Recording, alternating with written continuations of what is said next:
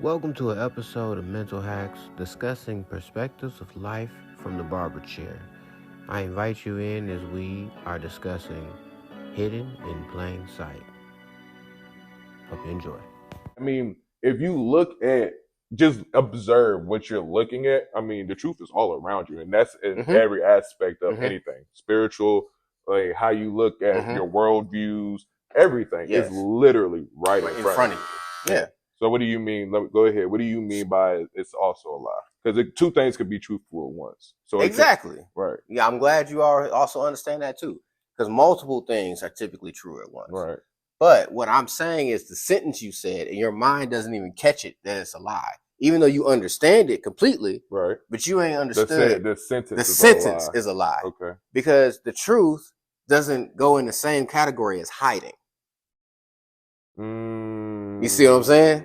Okay. I like that. You see what I'm saying? I like that. Like it doesn't hide. It doesn't need to. So it's not exactly. It's not hiding from you. It's right in your face. It's right in your face. You just refuse. And you have been trained not to see it. Yes. Trained. Yes. You have been programmed and trained not to see it. So it's the same concept with everything you're supposed to do in life.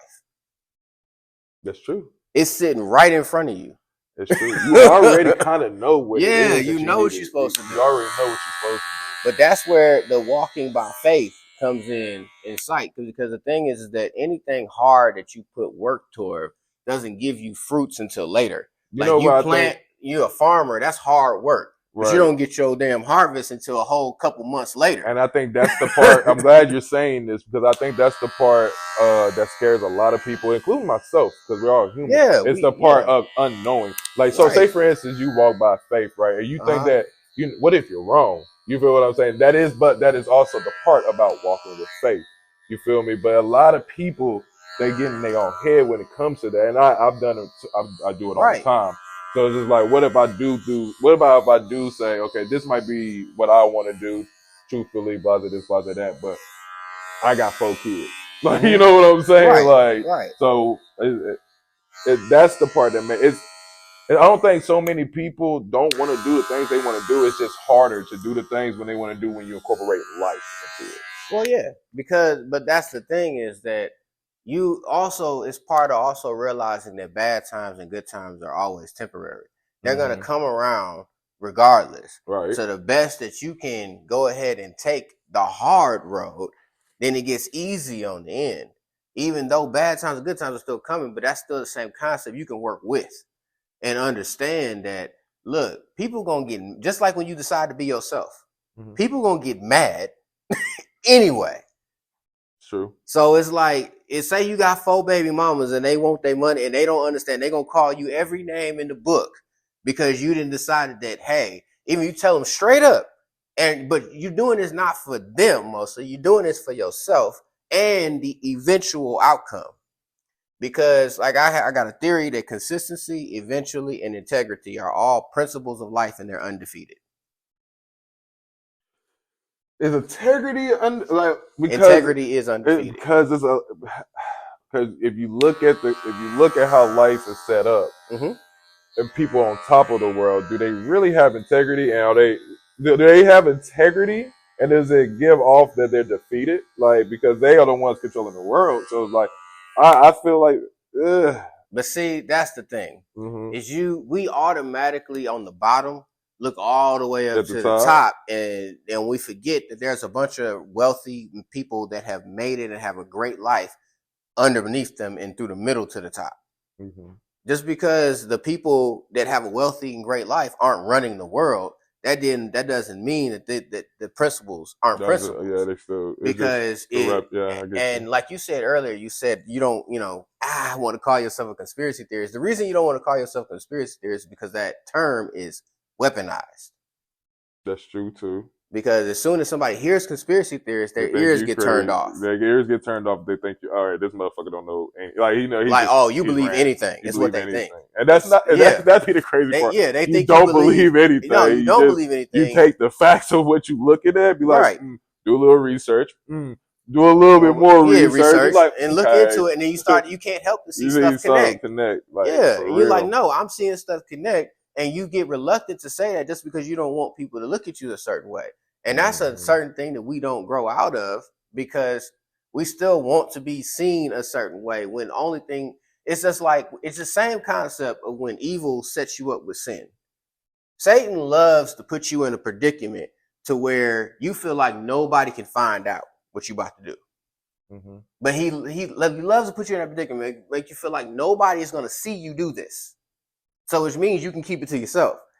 But the whole time you forgetting that God is watching everything you're doing. You do. And that's his favorite ploy. So it's the same concept. You know what I'm saying? When you looking into stuff in conspiracy, you scared to be a conspiracy theorist. I have a strong belief now that I just adopted this literally 3 days ago. And it's really early, but I'm completely on this side now. I don't believe that you can be a follower of God or Jesus or a Christian at all if you are not a conspiracy theorist. I believe they are one. They are one and the same, bro. They are really one and the same. They are one and the same. Because when you really look at it, like all conspiracy theories are rooted to discredit God. Yeah. Like, so if you look at the base of it, they are rooted in either God knowledge or Ooh, God knowledge is a good one, man. Yeah, there's so much dealing with that. And you know, one thing I never realized is how much this world really like operates off of numbers. Like, and I promise you, bro. The more you live life, man, like I'm just 32, right? There's no telling what type of knowledge I'll know at 40 and I still won't know anything. Right. But that's the key thing is that, you know, fools argue about what they know. Like people that know stuff, they realize they don't know anything. No, you don't though. Like that's the thing, you don't, bro, because it's like you can come out to whatever conclusion that you want to come out to, right? That, you know, fits your particular headcanon on how life works. All right, cool. Mm-hmm. But that's not necessarily the whole 100% the truth. And you're never going to know that. You have to be people that understand that are the people who get the furthest in life, because that's not what you focus on. You just focus on, okay, well, what can I use the information that I know, and how can I use it to better myself? You know what I'm saying? So like, if I know that everything's a ploy around me, like how can I kind of like not conform to the system, but utilize the system for my own personal gain? You know what I'm saying? If that made sense. So that's why I like seeing how people deal with situations the wrong way, so I can not necessarily learn what not to do. Like, so for instance, like people that learning what not to do is just valuable as learning what to do. You know what I'm saying? Which is why you should never discredit anybody's wisdom or knowledge. Just because you look like that, people do that because they look at status, they look at where you are and what. Now, if you telling me about something somewhere I'm trying to go that you ain't never been, that's different. That's different. Like, how you gonna tell me how to hoop and you ain't never hoop? Yeah, you know what I'm saying? Like, but still, even in those situations at the same time, don't like somebody like, for instance, Bill Belichick never played football. That is true. So that is true. Just but to he give has an example, So just to give an example, it's still like if somebody's trying to tell you something, a lot of times because of the way God works through people, I tend to listen to anything anybody has to say. And because I trust what he has told me to be the truth, I'm going to test whatever it is against the principles or whatever they're telling me. Because when you understand the principles of God, you understand the principles of Satan, that's how you can see the truth of everything. Now, you understand the principles of their character. They're the only one-dimensional beings. He's always on this side. He always on this side. It don't matter. They don't never cross. Like, so once you understand, I wouldn't even say that they hate each other. It's this one. He hates him. God don't hate nobody. Yeah, no, God don't hate anything, but he hates but wants to be. Yes. He hates but wants to be. Bro, I don't. It sounds like Satan a nigga, bro. Because like, ain't that what niggas do?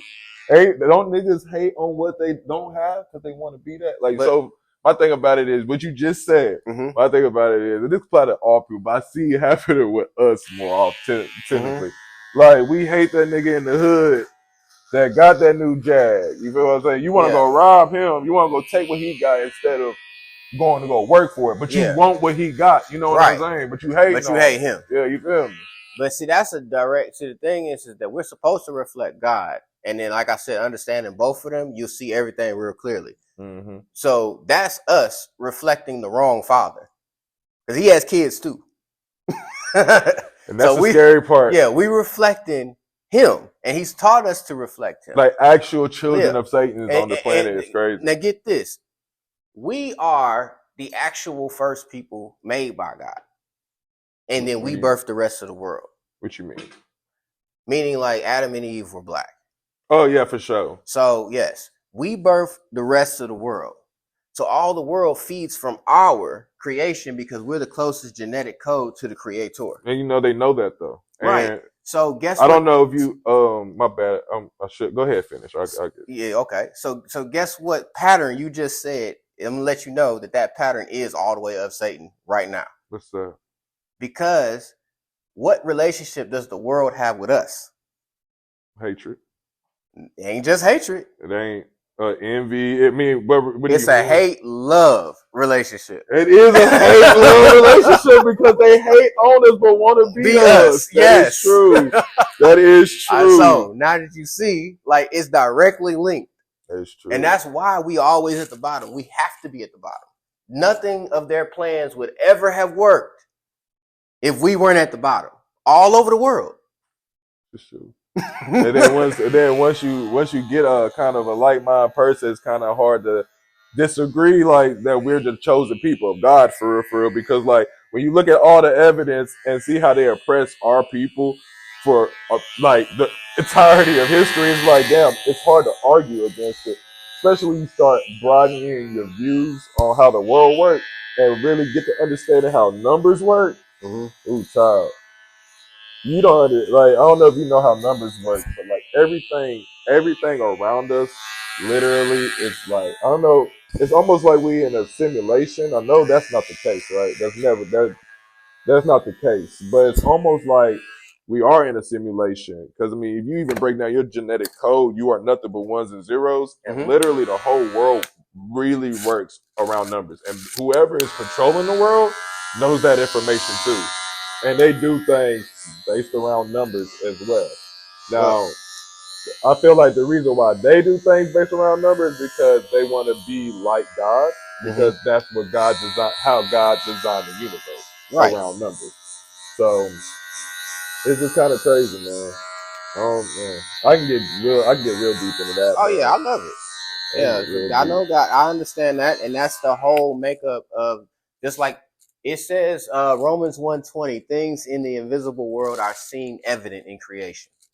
Means that everything that God created, which is why you can see truth all the way around you, it points to him. Which is also why I don't, like we're highly connected to this system. You ever thought about how connected we are to the Earth system? To the Earth system or the people system? No. The entire thing. People, animals, and the earth. Okay, go ahead. Let me show you this. This is how you can prove that there is a God to somebody without even using the Bible. Have you ever noticed the similarity in patterns and shapes and stuff of how we're made compared to stuff that's supposed to have nothing to do with you? Like, for instance, if you take the veins on your hand, right? Have you ever noticed that they look just like tree branches? Have you ever noticed they look just like a lightning strike? Okay. Go ahead. No, I'm feeling you. Feeling me. So have you ever noticed that we don't make anything that has nothing to do with the human body? What you mean? We don't make anything? Everything we make is modeled off of the human body. Like if it don't stand, it sits. If it moves, it walks. It holds up. It kicks up. It does anything the human body can do. Yeah, right. And we model it. The car engine. The whole car is made off of the human body. If you look at a highway from above, first of all, if you look at the world from above, it looks like a circuit system. It goes in a computer, like a chip. If you watch what you're saying about numbers, if you watch the streets and the highways. We never see the speed up thing. Mm-hmm. If you ever go and watch, they're supposed to be looking at cells in our veins. It looks just like a highway. Everything in creation points to the creator. It does though. But like, that's why I don't understand how people can't think like we weren't created. Like because even I like to tell people this is what I say. So like people, especially that believe in the Big Bang Theory, I'd be like, bro, you believe in the Big Bang Theory? That's literally God. Like, listen to what you just said. Nothing was here then. Poof. Yeah. Everything in creation was here. Yeah. Nigga, if that don't sound like God right there, bro, like you were saying the same thing. Right. And that's the thing too. And here's saying the same thing. Here's the craziest part about that is because truth can't be erased by a lie. Because the truth can exist by a lie only exists because truth exists. Right. And God says, I am truth. So, and he calls Satan the father of lies. Because he was the very first lie. God literally is truth. And he is. And he said, all of this is God. God is in plain sight at all times. And so the lies are also all the way around you because lies can't also operate without truth. They kind of not one and the same, but they do feed off of one another. You can't have a lie feeds off of truth. A lie feeds off of truth. A truth can't feed off of a lie. Yeah, it don't need a lie at all. But yeah, it don't need it at all. So that's where you get the saying. You ever heard old people say the devil is in the details? That's what that means. Because it's always I did a video on my TikTok that is saying what's the most dangerous form of a lie. And the answer to that question is literally right in Genesis. Because God, like, you ever wondered why God told us everything he told us in Genesis instead of just saying, hey, you're here, here's the commandments, this is how you live. You know what I'm saying? Why did he tell us? Why did he break it down? Yeah, why did he tell us how he created and what he created? First of all, one, I think because he knew the evolution theory was coming. One. Two, he told us he was creative, and then he told us he made us in his image. So that means he made us to be creative and to make stuff. Mm-hmm. Like, we didn't come from animals because animals are born to be what they are, and they do what they do. And that's all they do. They don't look at stuff and see more. We the ones look at a tree and see a table, a house, a chair. You get what I'm saying? I mean everything. A microwave. So we're creators from God's creation. Okay. And we can't create anything except for with God's creation. And everything in God's creation does the same thing. So he doesn't create, he manipulates the creation. So, which is why he's in the details. And it goes on to tell you, it says the serpent was the most subtle beast in the land. Why is that sentence there? Why did he tell you that? Why did he tell you he was so subtle? Yeah. Because right before it tells you that he tells you he's subtle, right after that, it tells you what he did, the conversation between him and Eve. Because subtle means, okay, I got you. You get what I'm saying? So that is the most dangerous form of a lie. It's depending on how subtle it is. Because a lie is meant for you to overlook it or underthink it. This was an episode of Mental Hacks. Please like, share, subscribe, or follow for more. See you next time.